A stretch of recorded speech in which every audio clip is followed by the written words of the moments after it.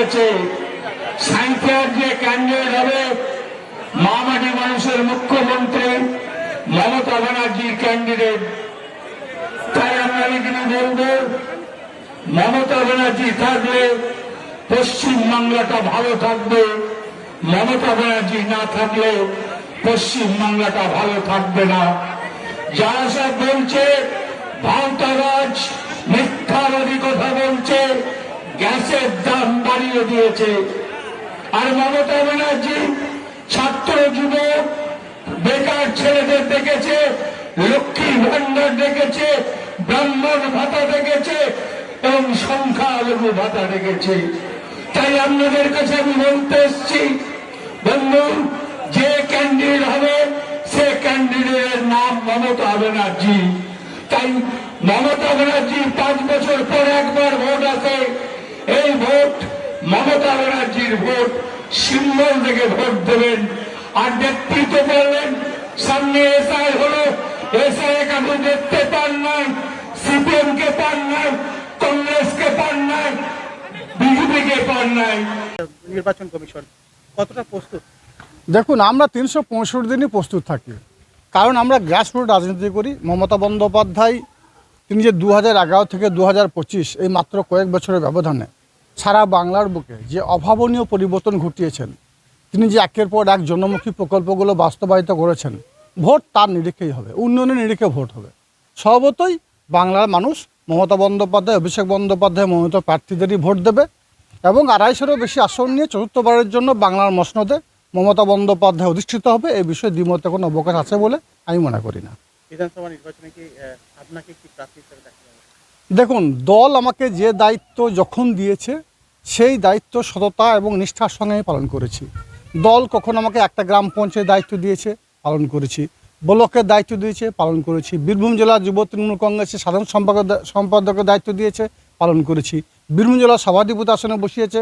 সারা বীরভূম জেলা উন্নয়নের নিরিখে মমতা বন্দ্যোপাধ্যায়, অভিষেক বন্দ্যোপাধ্যায় যে নির্দেশ দিয়েছে সেই নির্দেশ অনুযায়ী আমি কাজ করে চলেছি। জাতি ধর্ম মতামত নির্বিশেষে হিন্দু, মুসলমান, শিখ, খ্রিস্টান, ইসাই সমস্ত সম্প্রদায়ের মানুষকে এক ছাত্রের মধ্যে রাখার নির্দেশ মমতা বন্দ্যোপাধ্যায় দিয়েছিলেন, সেটাই আমি করে চলেছি। স্বভাবতই দল যদি মনে করে, কোথাও যদি মনে করে লড়তে হবে, কোনো আসনে যদি দেয়, অবশ্যই লড়াই করবে, অবশ্যই দ্বিমত কোনো অবকাশ নেই। দেখা গেল যে হাসন থেকে নেতারা অনেকেই আসছেন, ছাত্ররা যুবরা আসছেন। দেখুন, সারা বীরভূম জেলা প্রত্যেকটি প্রান্ত থেকে ইয়াং জেনারেশন, নবযৌবন তারা আমার কাছে আসে, কারণ তাদেরকে আমি কঠিন ভালোবাসি। তার কারণ একটাই, আমি জানি আগামী দিনে আমাদের ভবিষ্যৎ, আগামী দিনে আমাদের পথপ্রদর্শক, আগামী দিনে আমাদের চলার পথের সাথী ওই ইয়াং জেনারেশন, ওই নবযৌবনরা।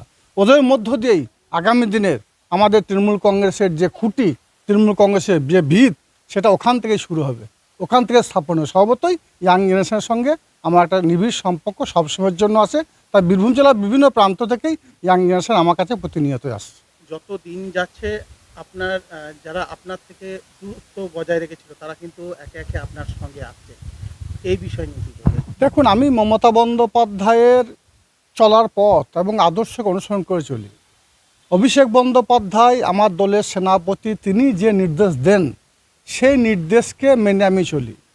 আমি জীবনে কখনো উপরওয়ালা ছাড়া কারো কাছে মাথা নত করিনি, অন্যায়ের কাছে মাথা নত করিনি, আর করবও না।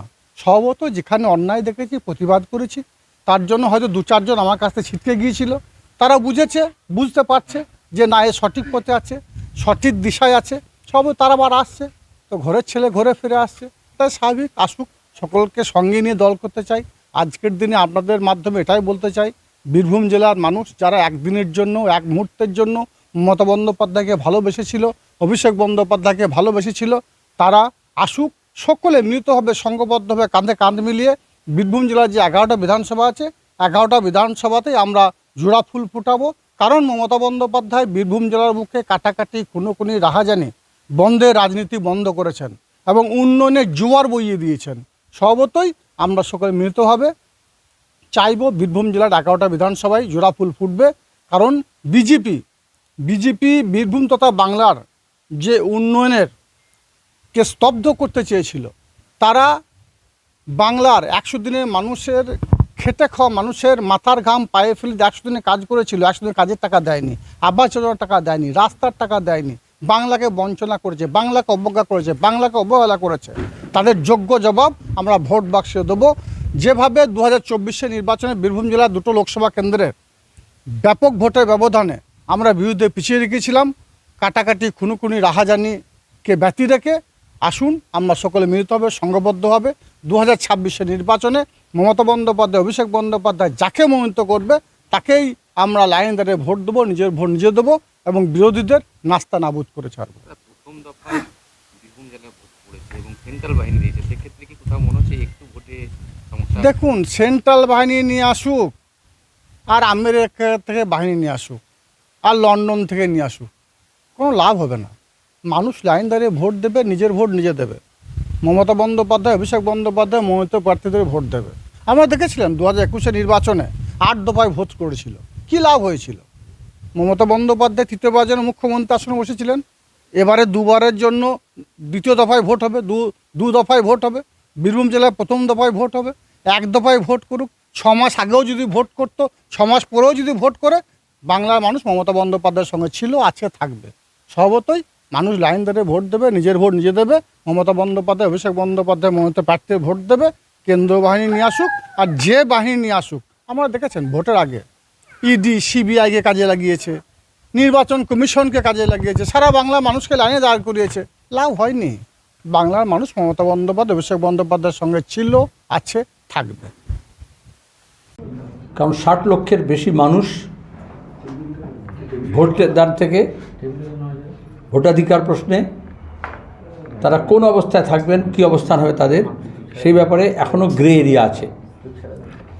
নির্বাচন কমিশন যখন এসেছিলেন এখানে, বিভিন্ন সংস্থা এবং রাজনৈতিক দলগুলোর সঙ্গে বৈঠক করেছিলেন, তখন এসআইআর ব্যাপারে খুব বেশি মুখ খুলতে চাননি। আমরাই দাবি করেছিলাম ভোটাধিকার গণতান্ত্রিক অধিকার এবং সাংবিধানিক অধিকার।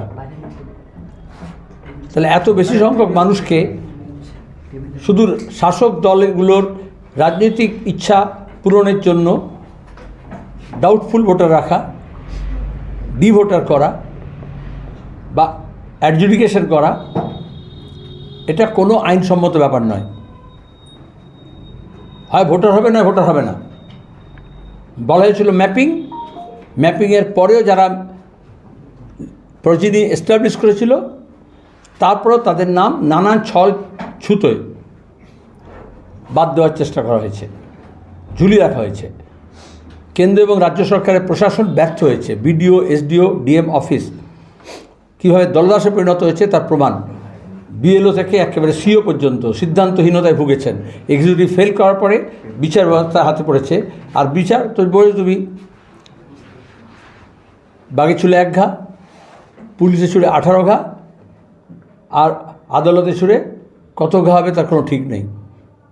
কিন্তু এই যে ঘেটে ঘা করলো, এটা ইচ্ছাকৃতভাবে ইসিআই করেছে শুধুমাত্র আরএসএস বিজেপির ইচ্ছা পূরণের জন্য। মতুয়া, উদ্বাস্তু, ছিন্নমূল মানুষ, বাস্তুহারা মানুষ, আদিবাসী, তপশিলি, সংখ্যালঘু মুসলমান, মহিলা, বিশেষত বিবাহিত মহিলা, অল্প বয়সী ছেলে মেয়ে 18 থেকে 21-22 যাদের বয়স, তাদের ভোটদান থেকে বঞ্চিত করা হচ্ছে। আমরা সার্বিক ভোটাধিকারের পক্ষে। আমরা বামপন্থীরাই এ রাজ্যে প্রথম দেশের মধ্যে 18 বছরের ভোটাধিকার দিয়েছিলাম। গণতন্ত্রের সম্প্রসারণ চেয়েছিলাম। বিজেপি তৃণমূল মিলে গণতন্ত্রের সংকুচিত করছে। আমরা আগেই বলেছি, আগে সবার জন্য একটা সুষ্ঠু ভোটার লিস্ট প্রণয়ন যারা করতে পারে না, তারা কি করে সুষ্ঠুভাবে, অবাধ এবং নিরপেক্ষভাবে ভোট সংগঠিত করবে? সাংবিধানিক সংস্থা, আইনগত দায়িত্ব, জনপ্রতিনিধি আইন অনুযায়ী নির্বাচন কমিশনের যে ভয় ভীতিহীন, অবাধ, সুষ্ঠু এবং নিরপেক্ষ নির্বাচন হবে। কিন্তু ভোটার লিস্ট যারা সুষ্ঠুভাবে করতে পারলো না, নিরপেক্ষভাবে করতে পারলো না, সাম্প্রদায়িক তাই দুষ্ট হলো, বিশেষ বিশেষ ক্ষেত্রে, বিশেষ বিশেষ ধর্ম, বিশেষ বিশেষ বুথ, বিশেষ বিশেষ রিজিয়নে, এলাকায়, অ্যাসেম্বলিতে একেবারে সংখ্যাতত্ত্ব ধরে ভোটের ফলাফলকে পূর্ব নির্ধারিত করার জন্য করা হয়েছে। আগে থেকে বলে দেয় না মমতা। বলেছি দফার ব্যাপার না, আমাদের কাছে হচ্ছে অবাধ, সুষ্ঠু, নিরপেক্ষ, শান্তিপূর্ণ ভোট হবে কি না, ভোটাররা ভয়হীনভাবে ভোট দিতে পারবে কি না। সেখানে দাঁড়িয়ে ভয় দেখানো ভোটারকে চলবে কি না, ভোটার লিস্ট নির্ভুল হবে কি না, মৃত ভোটাররা ভোটার লিস্টের বাইরে থাকবে কি না, এসব আমাদের স্পষ্ট করে বলা আছে। 18 বছর যাদের হয়ে গেছে সবার নাম ইনক্লুড হবে কি না, জাত পাত ধর্ম বর্ণ ভাষা থেকে কারোর ভোটাধিকার কেড়ে নেওয়া যাবে না। ভোট তো করতেই হবে। এবার সরকার ঠিক করে 1 দফায় কি 2 দফায় কি 10 দফায় হবে, কারণ সরকারি কর্মী কম, কারণ পুলিশ কম, কেন্দ্র সরকার এবং রাজ্য সরকারের বাহিনীগুলোতে নিয়োগ হচ্ছে না, সরকারে নিয়োগ হচ্ছে না।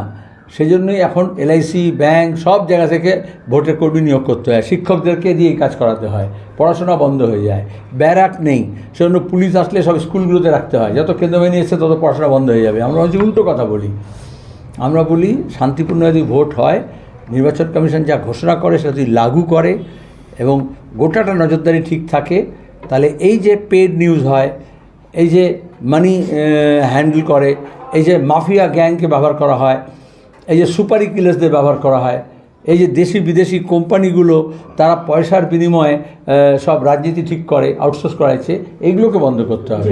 আমরা চাই ইলেকট্রাল রিফর্ম, নির্বাচনের সংস্কারের কথা। গোটা নির্বাচন প্রক্রিয়াটা হয়ে গেছে কলুষিত।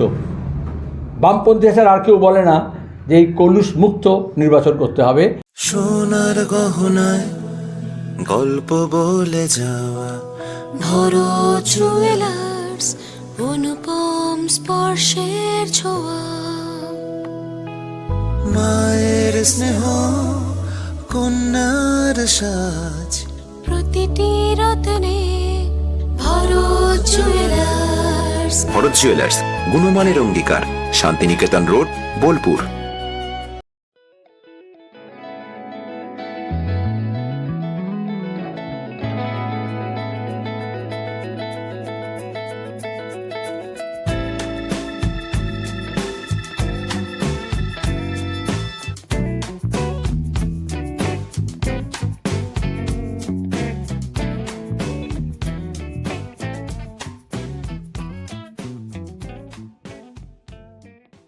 ঈদ উপলক্ষে কেনাকাটায় নিশ্চিত উপহার।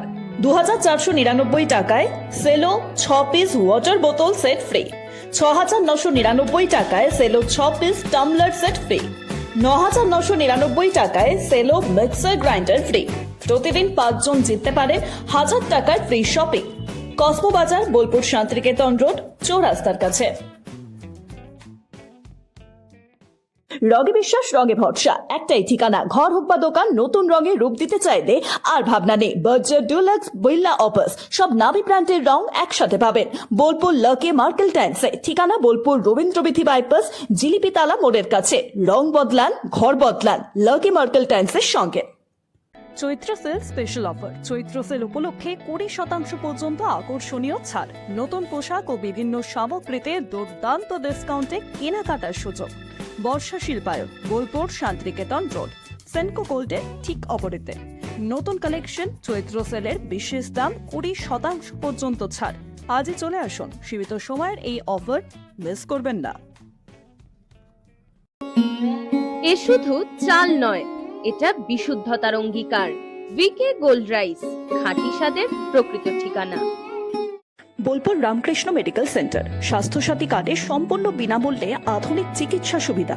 হার্নিয়া, হাইড্রোসিল, পাইলস ও অর্থোপেডিক অপারেশন এখন আর চিন্তা নয়, নিশ্চিন্ত সমাধান। অভিজ্ঞ চিকিৎসক, উন্নত পরিকাঠামো, রোগীর প্রতি আন্তরিক যত্ন। সিয়ান, বোলপুর, বীরভূম। সুস্থ জীবনের নতুন ভরসা।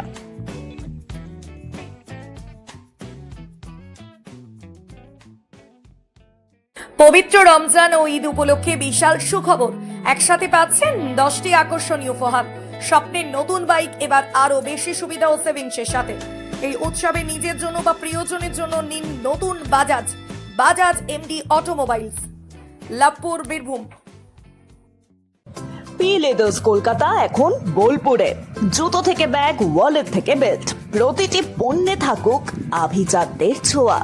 আসল চামড়ার নিখুঁত মান, স্টাইল আর টেকসই ব্যবহার সব একসাথে। আপনার প্রতিদিনকে করুন আরো স্টাইলিশ ও মর্যাদাপূর্ণ। আপনি কি হোটেল বা ম্যারেজ হলের সন্ধান করছেন? তাহলে আপনার জন্য পারফেক্ট ডেস্টিনেশন হতে পারে দি মহারাজা ক্লাব। 40,000 স্কোয়ার ফুট জমির ওপর অবস্থিত এই বিশাল হোটেলে চালু হয়েছে ম্যারেজ হল। এখানে আছে suite room, super deluxe room ও স্ট্যান্ডার্ড রুম। বর কনে বসানোর সুন্দর ব্যবস্থাও আছে। ভাড়া শুরু হচ্ছে মাত্র 2,000 টাকা থেকে 7,000 টাকা পর্যন্ত। জিএসটি আলাদা। বিয়ে বা অন্যান্য সামাজিক ও কর্পোরেট অনুষ্ঠানের জন্য আছে 3টি ব্যাংকোয়েট হল, সেন্ট্রাল এসি, 24 ঘন্টা বিশুদ্ধ জল, লন, গার্ডেন ইত্যাদি।